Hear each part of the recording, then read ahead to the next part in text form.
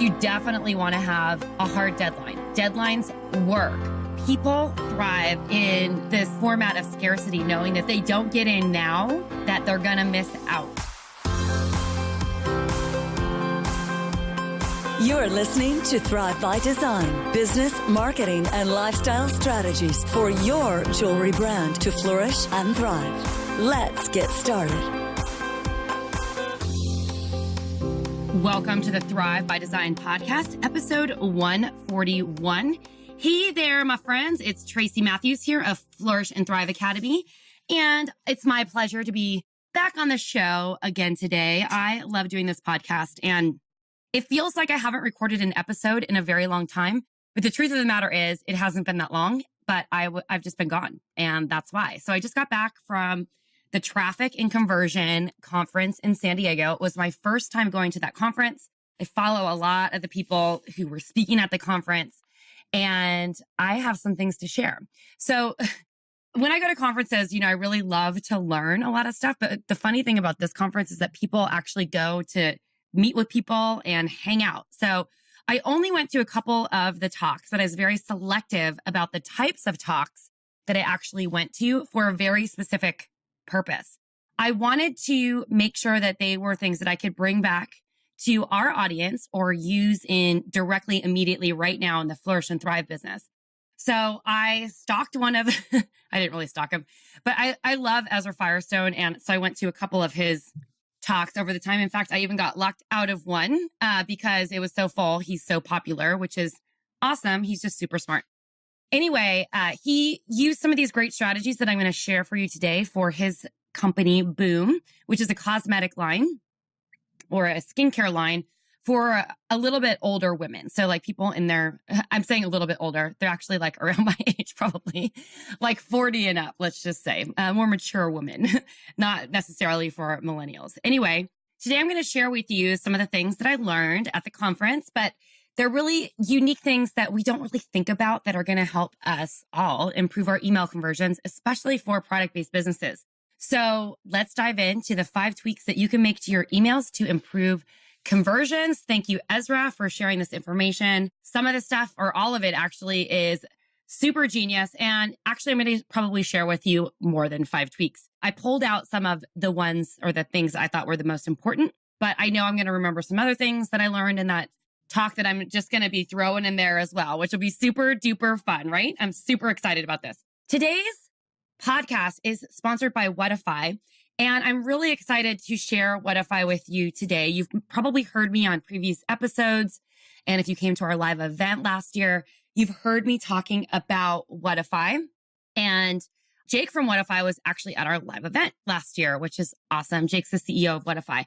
So I was having a conversation with Jake the other day, and he told me that they had just released a Shopify app, or that they're releasing one, in a couple of weeks. So I'm thrilled to share this app with you because it's really, really interesting, especially for those of you who are using Shopify, which is a great platform. Anyway, for those of you who've tried the Whatify app on Etsy, it's a little bit different. They're going to be bringing A/B split testing for photography onto Shopify, but ultimately they're starting with pricing.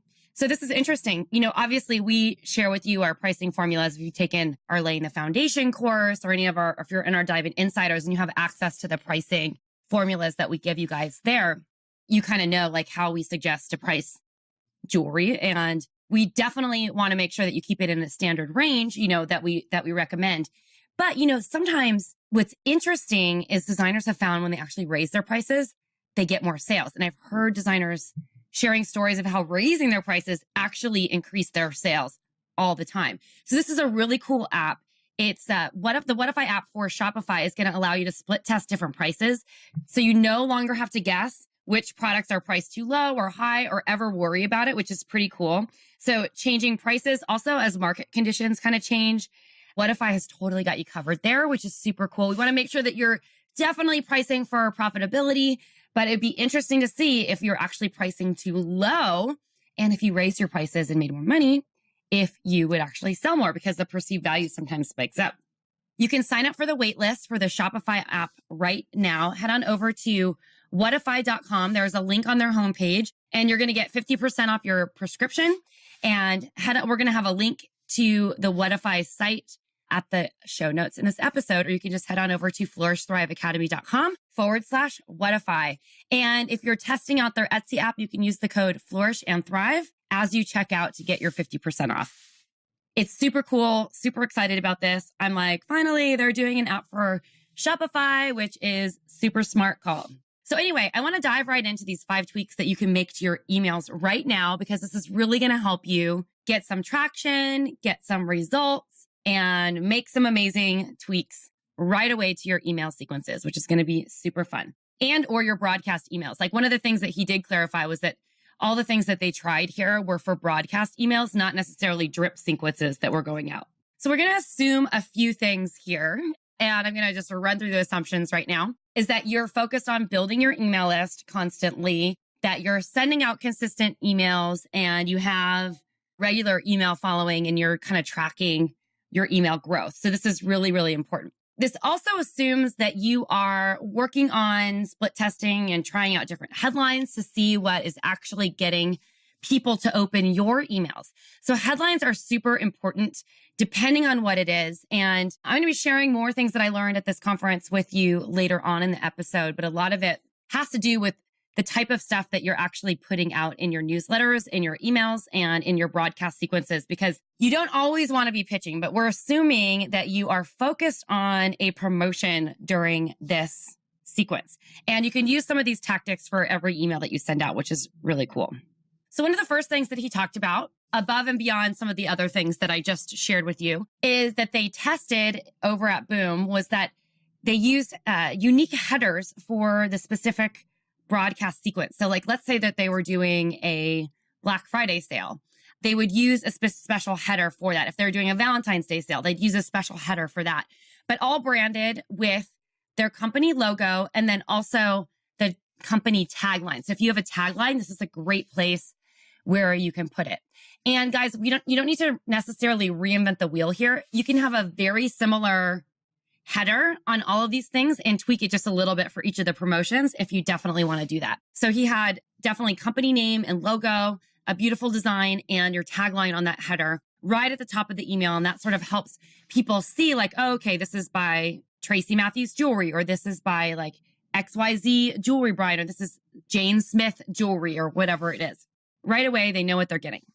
One of the things that I think is really underutilized, and I've taught about this before, but it was just a good reminder to sort of bring it back into the forefront, is that a lot of people do not leverage the use of graphical types of images within the body of their email, especially for call to action buttons. So there's a couple of things that you can do for CTAs, or call to action buttons, and you can actually put them on top of a graphic that you're actually posting in the email. So the image that you're actually sharing with your audience. But you can also create little buttons, things that look like buttons that you can click, like a little rectangle that has text on it, almost like a clickable image. On some platforms, you can build in CSS code if you want to get super techie. You can make this super simple and just like insert an image, a button shaped thing that in your email, and make that image clickable to whatever it is that you're selling. So that strong CTA would be shop the collection now. Grab your 50% off before it expires. You name it, you got it. But those call to action buttons tend to work a lot better than just linked text. So it's a great way for you to get a lot more results from your email efforts. And, it does take a little bit of time, but you can create sort of an arsenal of some of these graphics and things that you can reuse over and over again. So you don't have to keep recreating it or reinvent the wheel. So graphics in the body of the email, or CTA graphics, in the body of the email that are shaped like little call to action buttons, can do wonders to increase conversions. People love clicking on things. Get creative with this too. Like, this is an awesome way to get people to take an action inside your email. Go read your blog post if you're just doing a regular newsletter. Create engagement and nurturing if you're just sending out a nurture sequence or sharing something with someone. Those things are really important, that sort of graphical imagery, to help people take the next step. And speaking of graphics, I think anytime you're designing a graphic and you're putting it in your email, it's important to have a highly visual image, but also have a little bit of text on there sharing what it is, and also as I mentioned earlier, the call to action button actually designed into the graphic. If you haven't used it before, Canva is a great resource to design super beautiful, high fashion style, editorial style graphics super easily because they create a lot of already done for you templates in there. Super easy to use. And you can just sort of cut and paste or put your own images in there. You can even have templates in there for your own, put your fonts in there, put your branding guidelines, your colors, all that stuff. So it's just a great, great platform. If you have not used Canva, make sure that you do it now. I just want to like dot the I and cross the T on this thing with the buttons though. He also tested one more thing that was really interesting, and that was link text and the color of the link text. So they did a split test where they sent out a group of emails with a blue link, which is the normal linked text look, and a pink link, which is their branded colors. And he thought that for sure the blue link was going to win. But when they got the split test back, the pink link won by a ton. So there's two lessons here. Test out what color you're using your link text. Maybe make it branded colors for whatever your brand is. And also make sure that you start split testing. And you can do this very simply by splitting up your email list and sending one email to half the list and one email to the other list. You can also use a split testing software, which is going to give you the best results that you can integrate with things like MailChimp. And I actually think that MailChimp does split testing now. So it's a great opportunity for you to actually use it. So just like these little tweaks, these just little things that you can keep testing are brilliant. So I would have never thought that changing the color of the link text would make a big difference, but apparently it can, depending on your audience. So split test those things because it's super fun. So the next thing that was an amazing tweak that, I've heard before many, many times, and we've actually tested them over here at Flourish and Thrive, and I've used them in my emails for tracymatthews.com, are using Gif Images. And Gif Images are those images that move. You've probably seen them on Facebook, they look like short little videos or boomerangs or something like that, but they're not actually videos. It's a type of photo that you can insert into an email that actually will move when someone opens up your email and looks at it. Automatically just plays. And you could do fun things like, show, your jewelry moving, or show like someone picking up a piece of jewelry and putting it on. I saw someone once do a little scene where they made the jewelry like crawl across the page. There's a lot of different things that you could do. And on that GIF, you can have a shop now button. Guess what? Everything can have a shop now button, or buy this, or check out the collection, whatever it is that you're working on. Grab the discount, get the Black Friday sale, grab this bundle before it's sold out, whatever it is. And this is another reminder. This is also not a tweak, but just like general common sense whenever you're doing promotions, is you definitely want to have a hard deadline. Deadlines absolutely 100% work. People thrive in this format of scarcity, knowing that if they don't get in now, that they're going to miss out. And you have to be hard with these deadlines. You can't say like, oh, sure, I'll give you the discount 3 days after it's over. Be hard and firm on it so people learn, even if you miss the sale at that time, because if you don't want to train people to only buy from you on sale. You want them that if you do offer a sale, that they take you up on it right away and not wait. So keep that in mind and make sure that you use GIFs in your email. You can make them easily over at gify.com/create/GIF maker. And Gify.com is spelled Giphy. We'll also link this over in the show notes over at flourishthriveacademy.com/episode 141. So you have probably heard me talk about using Facebook Messenger to connect with and nurture your audience, to create an autoresponder sequence to automatically message people when they engage with your brand on Facebook and in multiple different ways. There's so many ways that you can use Messenger. In fact, I even did a podcast on it. I'll make sure that I link it. It's episode number 116, How to Use Messenger Bots to Increase Sales, Build Your List, and Nurture Customer Relationships. Super awesome episode. And there's also another episode that I want to mention here because it's on episode 87. For those of you who are still trying to grow your email list, I definitely think it's worth a listen. Or even if you've been building your email list for a while, I always think it's a good idea to go back to some of the basics. So check out episode number 87, How to Build an Email List for Your Jewelry E-commerce Business. That's going to help you kind of get the foundational aspects of these email marketing strategies nailed in and a list big enough to make it matter, right? So remember, it's not the quantity of the people on your list. It's the quality of the people on your list. All right, so back to Messenger. Now that I took a little sidebar, one of the things that you could do in your emails is use a ref URL, REF URL. You can find that in ManyChat. I use ManyChat for my Messenger bot stuff over here at Flourish and Thrive and for my Tracy Matthews jewelry business. And in the growth tools, you can pick up a ref URL. And basically what that does is that will send someone directly to Messenger from an email. And you could deliver special bundles, discounts, bonuses, offers, like all different sorts of things straight through Messenger. So what this does is twofold. It, number one, subscribes people to your Messenger bot so that you can communicate with them in multiple ways and multiple channels, because not everyone sees every single email that you send out.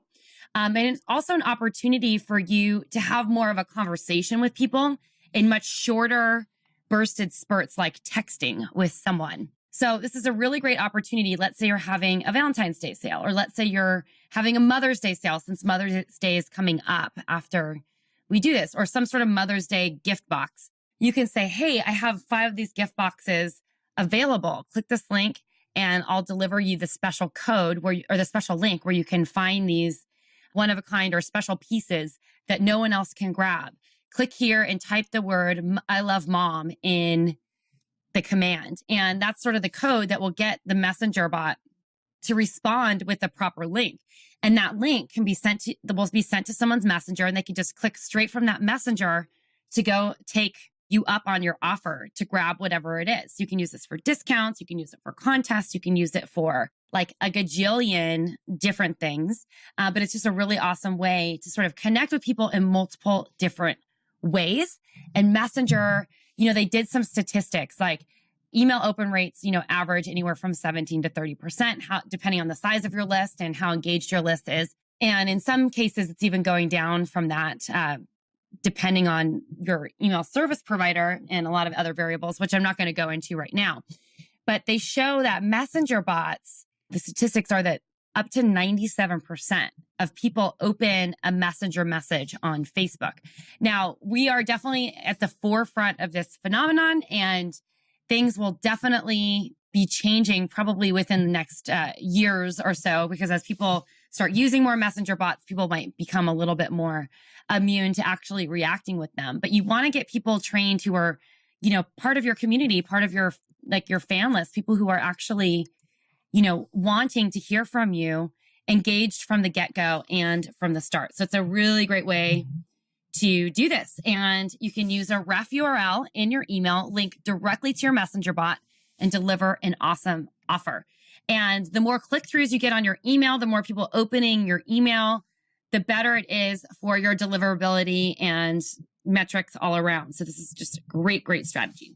So I am excited because this last little tweak that I'm going to share with you is my 100% favorite one of all of them. In fact, mind blown, explode the head with this one because it's something I never thought about, and it's something that is so easy to do. So all of us are required at the footer of every email to have an unsubscribe link. So I'm going to talk a little bit about that. You can't remove it, so that's not what I'm going to tell you to do. But also thinking about redesigning the footer. What is it that you want to share with people? So one of the things that Ezra shared was not only did he have social links in there, that's totally cool and fine, but he also had basically client case studies at the bottom of every email. But it was basically just a picture of 3 women who were using the Boom product. And let's just call them Laura, Kelsey, and Jenny. Laura, Kelsey, and Jenny, it was just their picture there. And it just said Laura's story, Jenny's story, Kelsey's story.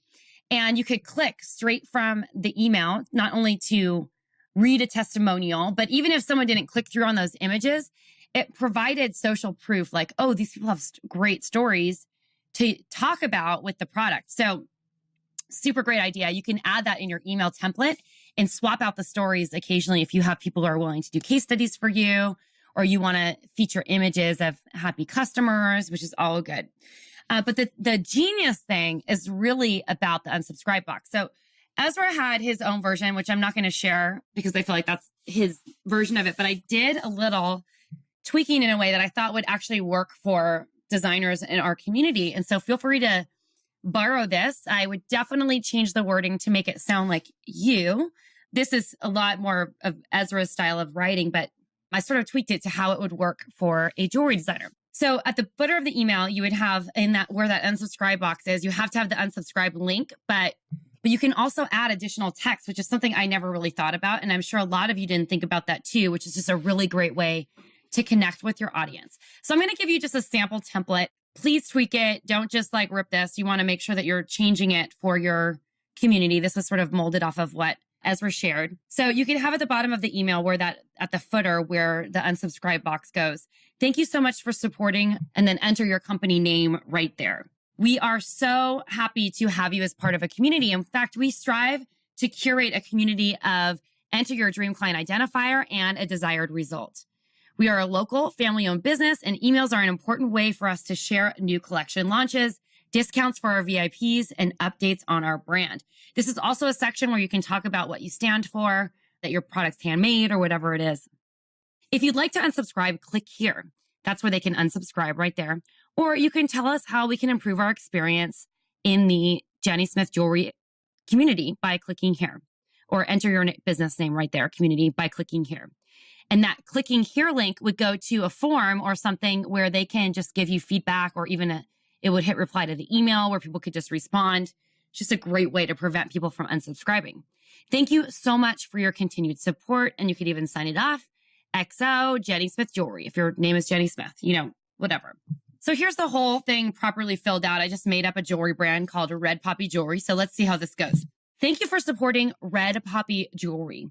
We strive to curate a community of high-achieving women who want to look stylish and feel beautiful every single day without having to think too much about it. We're so happy to have you as part of our tribe.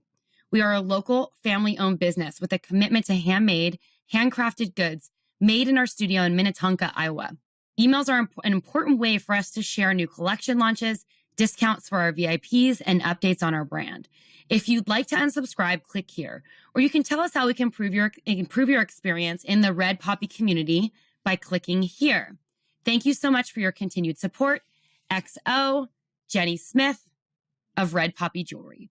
There you go. That it's like super easy and something that you could use and implement today or on your next email broadcast. So definitely highly recommend that you do this. And I know that a lot of you are really trying to increase conversions on your website and also improve your emails and make sure that they're actually like doing the work for you, because email still is, no matter what people say, it's the best way to make sales. And in fact, we've split tested a lot of different things over here at Flourish and Thrive, and also sort of analyze some of the data from our members in our SOS community who are running ads and doing different things. And email is always the winner. What you want to do, you use these ads and all these other support tools to eventually get people to subscribe to email lists or messenger bots where you can actually communicate with them on an ongoing basis.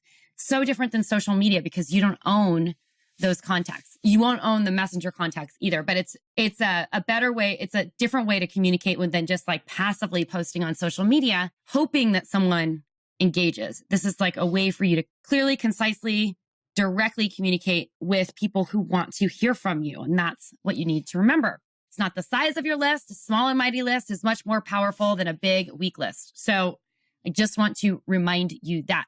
And I know that some of you are really trying to get better conversions on your website. So I would love to share with you a new resource that we just created called 27 Conversion Crushers. You can head on over to flourishthriveacademy.com/conversion crushers and grab it. Or we'll also have the link over at the show notes at flourishthriveacademy.com/episode 141. So you could just grab it there. I'll have all the links of the things that I've mentioned here, including links to the offer from our sponsor, Whatify. Go check it out. If you are on Shopify, sign up for the waitlist on this. This is a great way to know. Who knows? You could be making even more margin off your jewelry. What if the split test comes back and you're using the Whatify application and you find out that you're charging $5 more or $10 more for your jewelry is actually going to sell more jewelry. Bonus, because you're making more money and also selling more jewelry. All right. This is Tracy Matthews signing off till next time. I'm super excited to be here every single week on Thrive by Design. Thank you so much for listening. If you haven't done it yet, I would love for you to give us a rating and review. You can head on over to flourishthriveacademy.com/iTunes. That will take you straight to our iTunes Thrive by Design page, where you can actually give us a little rating and review. Tell us what you think of the show. This really helps us and improve the content, cater the conversation around what's going to help you the most. All right. Thank you so much for being here today. I look forward to supporting you next week.